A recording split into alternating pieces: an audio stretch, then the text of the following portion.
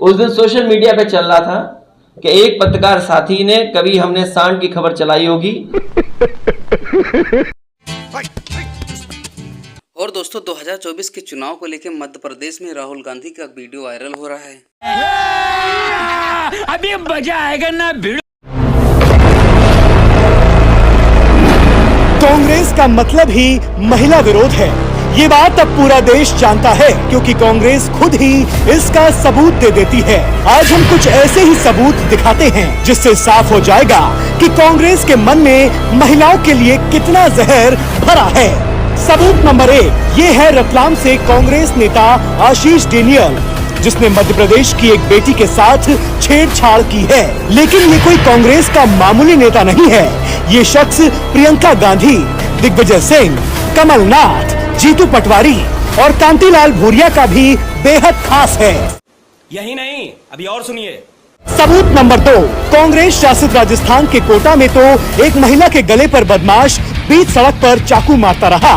जब तक उस महिला का दम नहीं निकल गया तब तक वो बेरहमी से हमले करता रहा।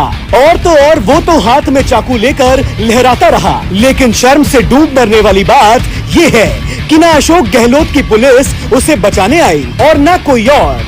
सबूत नंबर 3 ये है शिवपुरी की पिछोर विधानसभा सीट से 6 बार से कांग्रेस का विधायक केपी सिंह, जो कह रहा है कि जिन औरतों के पति बूढ़े होते हैं उन औरतों के साथ रात को दूसरे मर्द सोने आते हैं। नई बहू आ गई, बढ़िया है, मजे करी, लेकिन जब बहू के फिर आगे लक्षण होते हैं जैसे कि अपने परे हैं बगल में दूसरों को उगा रहा है, अब न तो रोक पा रहे न खजू कर पा रहे, खुद के बस की खजू है नहीं है। सबूत नंबर 4 अब जरा कांग्रेस के विधायक कांतिलाल भूरिया को भी देख लीजिए कि इनके मन में बहन बेटियों के लिए कितना जहर भरा है।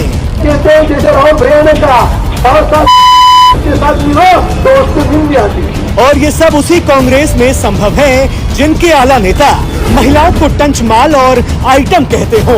ये क्या आइटम है, ये क्या आइटम है? ये टोटल माल है, ये टोटल माल है। इसलिए अब मध्य प्रदेश की जनता ने ये ठाना है, महिलाओं की दुश्मन कांग्रेस का नामो निशान मिटाना है। और दोस्तों माननीय अखिलेश यादव जी ने 5 किलो टाइट डाला और बीजेपी को धो डाला। दिवाली तक गड्ढा मुक्त कर देंगे और अभी तक गड्ढा मुक्त नहीं है। ये जब भी सरकार कहती है गड्ढा मुक्त तो 2 लोग खुश होते हैं, एक इंजीनियर और ठेकेदार। उससे जनता को कोई राहत नहीं मिलती। देवरिया में घटना हुई है उसमें। जब आप हमारे पत्रकार साथी हैं जितने भी हैं, आप पता करिए जब जब सरकार ने ये कहा होगा कि उत्तर प्रदेश की सड़कें गड्ढा मुक्त होंगी, उस समय इंजीनियर कितने खुश हुए होंगे, ठेकेदार कितने खुश हुए होंगे। और मैं आपसे कहूंगा, आप हिसाब लगाइए, जब से बीजेपी की सरकार आई है हजारों करोड़ खर्च हो चुके हैं केवल गड्ढा मुक्ति पर, और मुझे लगता है 10,000 करोड़ इन्होंने खर्च किए होंगे। अगर ये आंकड़ा मैं गलत बता रहा हूं तो ये आंकड़ा आप ठीक करना और जनता को बताना कि पिछले 7 साल लगभग हो जाएंगे अब, तो गड्ढा मुक्ति पर कितने हजार करोड़ रुपए भारतीय जनता पार्टी की सरकार ने खर्च किए। गड्ढा क्या हटाएंगी ये जब सांड नहीं हटा पा रहे। और ये हमारा प्रिय सब्जेक्ट नहीं है, ये बीजेपी वाले अपने इस मुद्दे से ये कह करके हटना चाहते हैं कि ये विपक्ष का और खासकर मेरा प्रिय मुद्दा है। भाई साहब कुछ ज्यादा नहीं हो गया, मतलब कुछ भी। अगर आप अखबार पढ़ेंगे और खबरें पढ़ेंगे, कोई दिन नहीं जाता उत्तर प्रदेश में जिस दिन एक सांड किसी को टक्कर न मार रहा हो और जान न ले रहा हो। आज ही 2 खबरें अखबार में, एक गुरसाईगंज लखनऊ में और एक मैनपुरी में, किसी वृद्ध महिला को सांड ने पटक के मार दिया। और लखनऊ में एक व्यक्ति को 26 तारीख को मारी थी टक्कर, आज उसकी जान चली गई। उस दिन सोशल मीडिया पे चल रहा था कि एक पत्रकार साथी ने कभी हमने सांड की खबर चलाई होगी या सोशल मीडिया पे डाली तो उसने मजाक उड़ाया उस बात को। लेकिन 1 हफ्ते बाद उसका कोई परिवार का सदस्य भाई, उसकी भी सांड के टकराने से जान चली गई।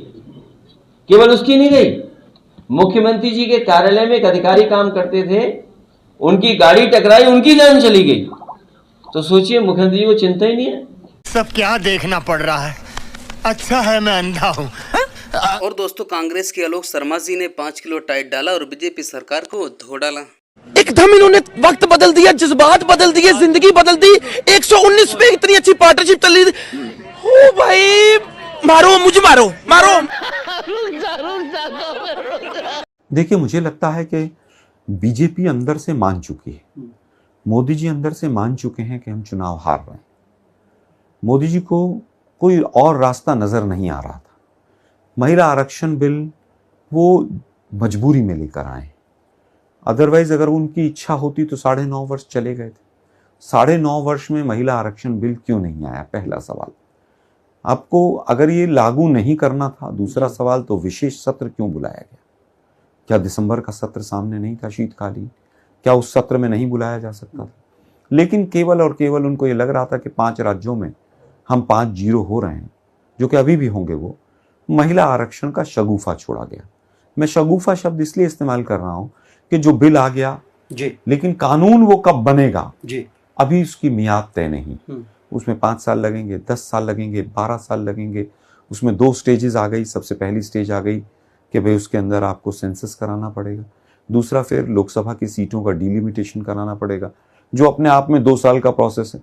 कास्ट सेंसस की बात उसके बाद आई कि भाई अगर आप उसके अंदर रिजर्वेशन दे रहे हैं, SC/STs को दे रहे हैं, और जैसे तमाम दलों की इच्छा है और एनडीए के घटक दलों की भी, मोदी जी के साथ जो पार्टियां हैं, कि रिजर्वेशन विद इन रिजर्वेशन होना चाहिए, तभी हम वास्तव में सामाजिक उत्थान बेहतर कर सकते हैं। तभी से कास्ट सेंसस की बात फ्रंट फुट पर आई है। इससे पहले 2011 में भी कास्ट सेंसस हुआ इस देश के अंदर, और उसके आंकड़े मोदी सरकार दबा कर बैठ गई। तो कास्ट सेंसस के बगैर आपकी सोशल, इकोनॉमिक, डेवलपमेंट प्लानिंग, जो भी सारी प्लानिंग्स हैं, वो कहीं ना कहीं जाति पर आधारित हैं, क्योंकि हमारे सामाजिक पिछड़ेपन और सामाजिक अगड़ेपन का जो मूल आधार है, वो आधार केवल और केवल जाति को माना गया संविधान के अनुसार। तो मुझे लगता है कि सही मांग है, और यही कारण है कि बीजेपी के अलावा हर राष्ट्रीय दल चाहता है कि हम कास्ट सेंसस कराएं। मस्त जोक मारा रे, ये हंस रहे हलकट हंस। और दोस्तों 2024 के चुनाव को लेकर क्या बोलती है आम जनता? 2019 में कांग्रेस हार गई थी। राहुल गांधी ने अध्यक्ष पद से इस्तीफा दे दिया। उसके बाद उन्हें कहा गया कि आप बनिए बनिए बनिए, बहुत जोर लगाया गया। वो बोले मैं नहीं बनूंगा, क्योंकि इंटरनली उनको मालूम है मैं कांग्रेस को संभाल नहीं सकता हूँ। दूसरी बात, जब वो मनमोहन सिंह की सरकार थी, उस समय राहुल गांधी ने प्रेस कॉन्फ्रेंस करके in front of Manmohan Singh ordinance को फाड़ दिया। अपने सरकार के प्रधानमंत्री की जो इज्जत नहीं करता, वो देश की इज्जत क्या करेगा? देश की इज्जत नहीं करता, नहीं, मतलब ही नहीं है। क्या कहेंगे आप? 2024 का चुनाव नजदीक है, तो कैसे देख रहे हैं, कौन जीत रहा है आपके हिसाब से? हवा तो एक तरफा दिख रहा है, एनडीए की तरफ से, भाजपा की तरफ से दिख रहा है। आ रहे हैं मोदी जी, आ रहे हैं आपके हिसाब से? हाँ, मोदी जी आ रहे हैं, आ चुके। और अभी तो रुको, क्लाइमैक्स अभी बाकी है। वैसे तो चुनावी आहट पाते ही कांग्रेस आलाकमान ने झूठे वादों को लेकर मध्य प्रदेश का चक्कर काटना शुरू कर दिया है, लेकिन कांग्रेस इतनी हिम्मत नहीं जुटा पा रही है कि मध्य प्रदेश में अपने उम्मीदवारों की लिस्ट जारी कर पाए। ये डर कांग्रेस की सनातन विरोधी यात्रा में दिख रहे जनता और कार्यकर्ताओं के आक्रोश का है, जिससे कांग्रेस सहम गई है और उम्मीदवारों के नाम घोषित करने से भी खौफ खा रही है। पहले कांग्रेस के अध्यक्ष मल्लिकार्जुन खड़गे मध्य प्रदेश आए और तमाम झूठ बोलने के बाद भी उम्मीदवारों की एक भी सूची नहीं जारी की। फिर आए राहुल गांधी, जो मध्य प्रदेश में झूठ फैला कर गए, लेकिन फिर भी कांग्रेस के एक भी उम्मीदवारों की लिस्ट नहीं आई। फिर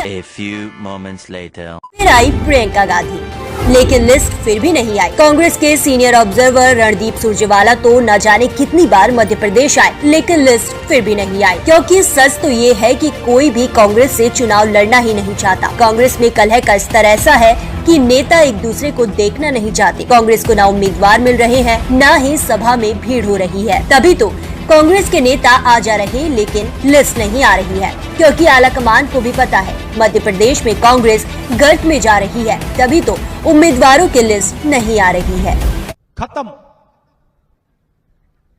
bye bye, tata, goodbye, गया।